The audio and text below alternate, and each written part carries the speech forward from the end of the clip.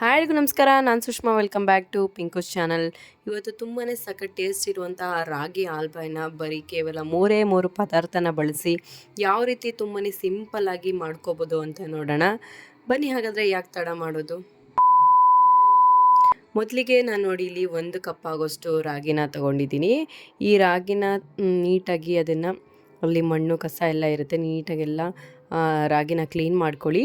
ನಂತರ ಅದಕ್ಕೆ ಸ್ವಲ್ಪ ನೀರನ್ನು ಸೇರಿಸಿ ಅದನ್ನು ಚೆನ್ನಾಗಿ ನಾವು ವಾಶ್ ಮಾಡಬೇಕಾಗುತ್ತೆ. ರಾಗಿನ ಚೆನ್ನಾಗಿ ವಾಶ್ ಮಾಡ್ಕೊಳ್ಳಿ. ಈ ಸ್ವೀಟ್ ಅಂತೂ ತುಂಬಾ ಸಖತ್ತಾಗಿರುತ್ತೆ. ಈ ಅಂಗಡಿಲೆಲ್ಲ ನೀವು ರಾಗಿ ಹಾಲ್ಬಾಯ್ ತೊಗೋತೀವಿ ಅಂದರೆ ತುಂಬಾ ಕಾಸ್ಟ್ಲಿ ಇರುತ್ತೆ. ಅದು ತುಂಬಾ ಕಾಸ್ಟ್ಲಿ ಯಾಕೆ ಅಂತ ನನಗೆ ರಾಗಿ ಹಾಲ್ಬಾಯ್ ಮಾಡಿದ್ಮೇಲೆ ಗೊತ್ತಾಗಿದ್ದು ಏನಕ್ಕೆ ಇಷ್ಟು ಕಾಸ್ಟ್ಲಿ ಇದು ಅಂತ. ನೋಡಿ, ಈಗ ಇದು ಚೆನ್ನಾಗಿ ನೀಟಾಗಿ ವಾಶ್ ಮಾಡಿದ್ದೀನಿ. ಇದಕ್ಕೆ ನಾನು ಸ್ವಲ್ಪ ನೀರನ್ನು ಹಾಕಿ, ಅದು ಮುಳುಗುವಷ್ಟು ನೀರನ್ನು ಹಾಕಿ ನಾನು ಇದನ್ನು ಓವರ್ ನೈಟ್ ನೆನೆಸ್ತಾ ಇದ್ದೀನಿ. ಓವರ್ ನೈಟ್ ನೆನೆಸೋಕ್ಕಾಗಲ್ಲ ಅಂತಂದರೆ ನೀವು 6ರಿಂದ 8 ಅವರ್ ನೆನೆಸ್ಕೊಂಡ್ರು ಕೂಡ ಸಾಕು. ನೀವು ಬೆಳಿಗ್ಗೆ ಅದನ್ನು ನೆನೆ ಹಾಕಿ ಸಾಯಂಕಾಲ ಅಷ್ಟರಲ್ಲಿ ನೀವು ಬೇಕಾದ್ರೆ ಈ ಸ್ವೀಟನ್ನು ರೆಡಿ ಮಾಡ್ಕೊಬಿಡ್ಬೋದು. ನೋಡಿ, ಈಗ ಇದು ಚೆನ್ನಾಗಿ ಓವರ್ ನೈಟ್ ನೆಂದಿದೆ. ಆ ನೀರನ್ನೆಲ್ಲ ರಿಮೂವ್ ಮಾಡ್ತಾ ಇದ್ದೀನಿ. ರಿಮೂವ್ ಮಾಡಿ ಮತ್ತೆ ಇನ್ನೊಂದು ಸಲ ರಾಗಿನ ನೀಟಾಗಿ ತೊಳ್ಕೊಳ್ಳೋಣ. ಅದು ಓವರ್ ನೈಟ್ ಎಲ್ಲ ನೆನೆ ಹಾಕಿರ್ತೀವಲ್ಲ, ಸ್ವಲ್ಪ ಸ್ಮೆಲ್ ಬರುತ್ತೆ. ಅದಕ್ಕೋಸ್ಕರ ನೀಟಾಗೆಲ್ಲ ತೊಳ್ಕೊಂಡು ಎಲ್ಲನೂ ಕೂಡ ನಾನು ಮಿಕ್ಸಿ ಜಾರ್ಗೆ ಸೇರಿಸ್ತಾ ಇದ್ದೀನಿ. ಅದ್ರ ಜೊತೆಗೆ ಸ್ವಲ್ಪ ನೀರನ್ನು ಹಾಕಿ ಅದನ್ನು ನಾವು ಚೆನ್ನಾಗಿ ಸೇರಿಸ್ಕೋಬೇಕಾಗತ್ತೆ.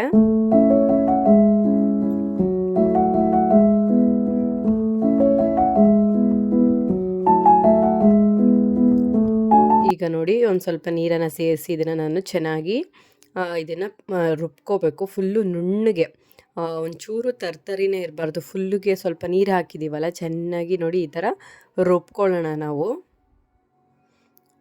ನೋಡಿ, ಇವಾಗ ಚೆನ್ನಾಗಿದು ರುಬ್ಬಿದ್ದೀನಿ, ಫುಲ್ಲು ನೈಸ್ಗಿದೆ. ಆವಾಗಾದರೆ ನಮಗೆ ಹಾಲು ತೆಗಿಯೋಕ್ಕಾಗುತ್ತೆ. ಈಗ ನಾವು ಕಾಯಿ ಹಾಲನ್ನ ಬೇಗನೆ ತೆಗೆದುಬಿಡ್ಬೋದು, ಆದರೆ ರಾಗಿ ಹಾಲು ತೆಗಿಯೋದಕ್ಕೆ ಸ್ವಲ್ಪ ಕಷ್ಟ ಅನಿಸುತ್ತೆ. ಅದಕ್ಕೆ ನೋಡಿ ನಾನು ಕಾಟನ್ ಬಟ್ಟೆನ ತೊಗೊಂಡಿದ್ದೀನಿ. ನೀವು ಬೇಕಾದರೆ ಜಾಲ್ರಿನೂ ಕೂಡ ಯೂಸ್ ಮಾಡ್ಬೋದು. ಜಾಲ್ರಿ ಯೂಸ್ ಮಾಡಿದ್ರೆ ಏನಂತಂದರೆ ಫುಲ್ ಸಣ್ಣದಿರುತ್ತಲ್ಲ, ಆ ಥರ ತೊಗೋಬೋದು. ಅದರದ್ದು ರಾಗಿದ್ದೆಲ್ಲ ಸಿಪ್ಪೆ ಎಲ್ಲ ಇರುತ್ತಲ್ವ, ಸಣ್ಣದೆಲ್ಲ ಬಂದ್ಬಿಡುತ್ತೆ. ನೋಡಿ, ಒಂದು ಸ್ವಲ್ಪ ಹಾಕ್ಕೊಂಡು ಅದ್ರ ಜೊತೆ ಒಂದು ಸ್ವಲ್ಪ ನೀರನ್ನು ಮಿಕ್ಸ್ ಮಾಡ್ಕೊಳ್ಳೋಣ. ನೀರನ್ನು ಮಿಕ್ಸ್ ಮಾಡಿದ್ರೆ ನಮಗೆ ಇನ್ನೂ ಜಾಸ್ತಿ ಹಾಲು ಸಿಗುತ್ತೆ. ನೋಡಿ, ಹಿಂಗೆ ಅಮ್ಕಿ ಚೆನ್ನಾಗಿ ಸ್ವೀಸ್ ಮಾಡಿ ಅದನ್ನು ನಾವು ಹಾಲನ್ನು ತೆಗಿಬೇಕಾಗುತ್ತೆ. ತೆಂಗಿನಕಾಯಿ ಹಾಲು ತೆಗಿಯೋಕ್ಕೂ ರಾಗಿ ಹಾಲು ತೆಗಿಯೋಕ್ಕೂ ತುಂಬಾ ಡಿಫ್ರೆನ್ಸ್ ಇದೆ. ತೆಂಗಿನಕಾಯಿ ಹಾಲು ತುಂಬಾ ಈಸಿಯಾಗಿ ತೆಗೆದುಬಿಡ್ಬೋದು, ಆದರೆ ರಾಗಿ ಹಾಲು ತೆಗೆಯೋದು ಸ್ವಲ್ಪ ಕಷ್ಟ. ನೋಡಿ, ಈ ಥರ ಪ್ರೋಸೆಸ್ನ ನಾನು 2ರಿಂದ 3 ಬಾರಿ ಹಿಂಗೆ ಮಾಡ್ತಾಯಿದ್ದೀನಿ. ಚೆನ್ನಾಗಿ ಎಲ್ಲ ಹಿಂಡ್ಕೊಂಡಾದ್ಮೇಲೆ ಪುನಃ ಇನ್ನೊಂದು ಸಲ ಹಾಕಿ ಮಿಕ್ಸಿಗೆ ಮತ್ತೆ ಇನ್ನೊಂದು ಸ್ವಲ್ಪ ನೀರನ್ನು ಹಾಕಿ ನಾವು ರುಬ್ಕೊಂಡು ಇದೇ ಪ್ರೋಸೆಸ್ ಥರ ನಾವು ರಾಗಿ ಹಾಲನ್ನು ತೊಗೋಬೇಕಾಗತ್ತೆ.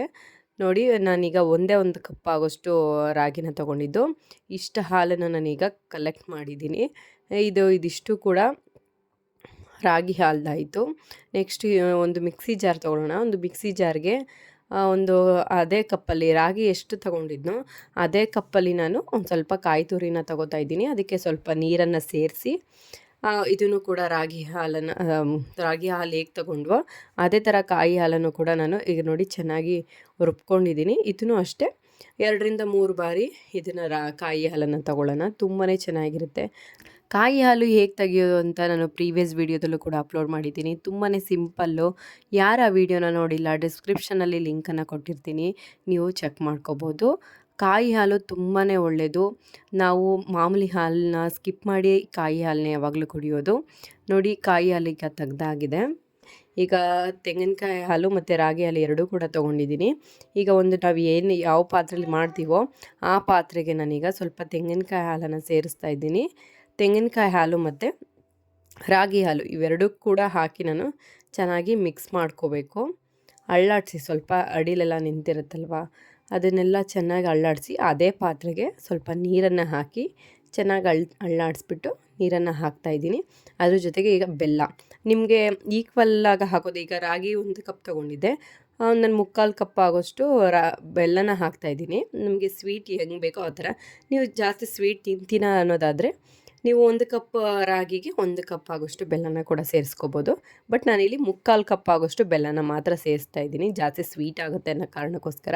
ನೋಡಿ, ಇದನ್ನು ಫುಲ್ಲು ಲೋ ಫ್ಲೇಮಲ್ಲೇ ನಾವು ಮಾಡಬೇಕಾಗುತ್ತೆ. Low to medium flame, high ಫ್ಲೇಮಲ್ಲಂತೂ ಮಾಡಬಾರ್ದು.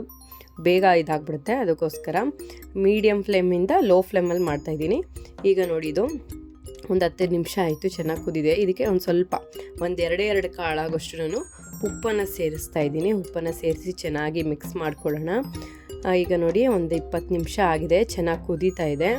ಇದಕ್ಕೆ ನಾವು ಈಗ 1 ಟೇಬಲ್ ಸ್ಪೂನ್ ಆಗೋಷ್ಟು ತುಪ್ಪನ ಸೇರಿಸ್ತಾ ಇದ್ದೀನಿ. 1 ಟೇಬಲ್ ಸ್ಪೂನ್ ಆಗೋಷ್ಟು ತುಪ್ಪನ ಹಾಕಿ, ನಿಮಗೆ ಜಾಸ್ತಿ ಬೇಕು ಅಂತಂದರೆ ನೀವು 2 ಟೇಬಲ್ ಸ್ಪೂನ್ ಹಾಕ್ಕೋಬೋದು. ಬಟ್ ನಾನಿಲ್ಲಿ 1 ಟೇಬಲ್ ಸ್ಪೂನ್ ಆಗೋಷ್ಟು ತುಪ್ಪನ ಸೇರಿಸ್ತಾ ಇದ್ದೀನಿ. ತುಪ್ಪನ ಸೇರಿಸಿ ನೀಟಾಗಿ ಚೆನ್ನಾಗಿ ಮಿಕ್ಸ್ ಮಾಡ್ಕೊಳ್ಳೋಣ. ಇದನ್ನು ಮಿನಿಮಮ್ ಅಂತಂದರೂ ಒಂದು 1 ಅವರ್ ಟೈಮ್ ಹಿಡಿಯುತ್ತೆ ಈ ಸ್ವೀಟ್ ಮಾಡೋದಕ್ಕೆ. ತುಂಬಾ ಚೆನ್ನಾಗಿರುತ್ತೆ. ಟೈಮ್ ಹಿಡಿದಷ್ಟು ಸ್ವೀಟು ಚೆನ್ನಾಗಾಗುತ್ತೆ. ನೋಡಿ ಈಗ ಹಾಫ್ ಆನ್ ಅವರ್ ಆಗಿದೆ.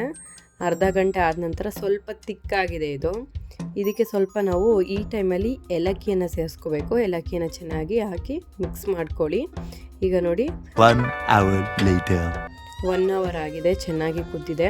ಹಿಂಗೆ ತಿರುಗ್ತಿರ್ಬೇಕಾದ್ರೆ ನಮಗೆ ಸ್ವಲ್ಪ ತಳ ಬಿಡಬೇಕು. ಅದು ಇನ್ನೊಂದು 5 ನಿಮಿಷ ಆದಮೇಲೆ ಇದನ್ನು ಇಳಿಸ್ಕೊಬಿಟ್ಟು ತುಂಬಾ ಪರ್ಫೆಕ್ಟಾಗಿ ರೆಡಿಯಾಗುತ್ತೆ. ಇದು ಈಗ ರೆಡಿಯಾಗಿದೆ. ಪ್ಲೇಟ್ಗೆ ನಾನು ತುಪ್ಪನ ಸಾವ್ಕೊಂಡಿದ್ದೆ. ತುಪ್ಪನ ಸಾವ್ರಿ ಅದು ಹಾಕಿದ್ದೀನಿ. ಇದು ಫುಲ್ಲು ಎಲ್ಲ ತಣ್ಣಗಾದ್ಮೇಲೆ ನಮಗೆ ಯಾವ ಶೇಪ್ ಬೇಕೋ ಆ ಶೇಪು ಕಟ್ ಮಾಡ್ಕೋಬೋದು. ತುಂಬಾ ಸಖತ್ತಾಗಿರುತ್ತೆ. ನಾನಿಲ್ಲಿ ಕ್ಯೂಬ್ ಶೇಪಲ್ಲಿ ಕಟ್ ಮಾಡ್ಕೋತಾ ಇದ್ದೀನಿ. ನಾನು ಸ್ವಲ್ಪನೇ ಮಾಡಿದ್ದೆ. ನೋಡಿ 1 ಕಪ್ ಆಗೋ ಇದಕ್ಕೆ ನೋಡಿ 9 ಪೀಸಸ್. ನೀವು ಚಿಕ್ಕದಾಗಿ ಕಟ್ ಮಾಡ್ತೀನಿ ಅಂದ್ರೂ ಅಷ್ಟು ನೋಡಿ ನಾನು ಈ ಸೈಜಲ್ಲಿ ಕಟ್ ಮಾಡ್ಕೊಂಡಿದ್ದೀನಿ. ಇಷ್ಟೇ 1 ಕಪ್ ಆಗೋಷ್ಟು ರಾಗಿಗೆ. ಏನಿಲ್ಲ ಅಂದರೂ ಅದು ಒಂದು 250 ಗ್ರಾಮ್ ಇತ್ತು ರಾಗಿ. ಆ ರಾಗಿಗೆ ನೋಡಿ ಇಷ್ಟೇ ಸ್ವೀಟಾಗಿರೋದು. ತುಂಬಾ ಕಾಸ್ಟ್ಲಿ ಈ ಸ್ವೀಟು. ನೀವು ಬೇಕ್ರಿಲೆಲ್ಲ ತಗೋತೀನಿ ಅಂತಂದರೆ ಮನೇಲೇ ಮಾಡಿಕೊಂಡ್ರೆ ನಿಮಗೂ ಒಂಥರ ಖುಷಿ ಇರುತ್ತೆ, ನಾನು ಮನೇಲಿ ಟ್ರೈ ಮಾಡಿದೆ ಅಂತ. ಇದು ಎಲ್ಲ ತಣ್ಣಗಾಗಿದೆ. ಈಗ ತಣ್ಣಗಾದ್ಮೇಲೆ ತೆಗ್ದಿದ್ದೀನಿ. ನೋಡ್ಬೋದಲ್ಲ ನೀವು ಎಷ್ಟು ಚೆನ್ನಾಗಿ ಬಂದಿದೆ ಅಂತ. ತುಂಬಾ ಸಖತ್ತಾಗಿ ಬಂದಿದೆ. ಅದು ತೆಗಿಬೇಕಾದ್ರೆ ವಿಡಿಯೋ ಮಿಸ್ ಆಗಿಬಿಟ್ಟಿದೆ, ಇಲ್ಲಾಂದರೆ ನಾನು ಅಪ್ಲೋಡ್ ಮಾಡಿರ್ತಿದ್ದೆ. ತುಂಬಾ ಸಖತ್ತಾಗಿತ್ತು ಸ್ವೀಟ್ ಅಂತೂ. ನಮ್ಮ ಮನೇಲಿ ಎಲ್ಲರೂ ಕೂಡ ಇಷ್ಟಪಟ್ಟು ತಿಂದರು. ನನಗಂತೂ ತುಂಬಾ ಇಷ್ಟ ಆಯಿತು. ಅದು ಮಾಡಿ ತಿನ್ನೋದೇ ಒಂದು ಖುಷಿ. ಅದು ಮಾಡಿ ಏನಾದರೂ ಚೆನ್ನಾಗಿ ಬಂದುಬಿಟ್ರೆ ಇದ್ದಿದ್ದು ಖುಷಿನೇ. ಈ ವಿಡಿಯೋ ನಿಮಗೆ ಇಷ್ಟ ಆಗಿದೆ ಪ್ಲೀಸ್ ಲೈಕ್ ಮಾಡಿ, ಶೇರ್ ಮಾಡಿ. ನೀವು ಕೂಡ ಮನೇಲಿ ಮಾಡ್ಕೊತೀನಿ. ತುಂಬಾ ಆರೋಗ್ಯಕ್ಕೆ ಒಳ್ಳೆಯದು. ಹೈ ಫೈಬರನ್ನು ಹೊಂದಿರುತ್ತೆ ಈ ರಾಗಿ ಅಂತಲೇ ಹೇಳ್ಬೋದು. ರಾಗಿ ತುಂಬಾ ತಂಪು. ನೀವು ಕೂಡ ಮನೇಲಿ ಟ್ರೈ ಮಾಡಿ. ಹೇಗೆ ಬಂತು ಅಂತ ನನಗೆ ಕಮೆಂಟಲ್ಲಿ ತಿಳಿಸಿ. ಸಿಗೋಣ ನೆಕ್ಸ್ಟ್ ವಿಡಿಯೋದಲ್ಲಿ. ಬಾಯ್, ಟೇಕ್ ಕೇರ್.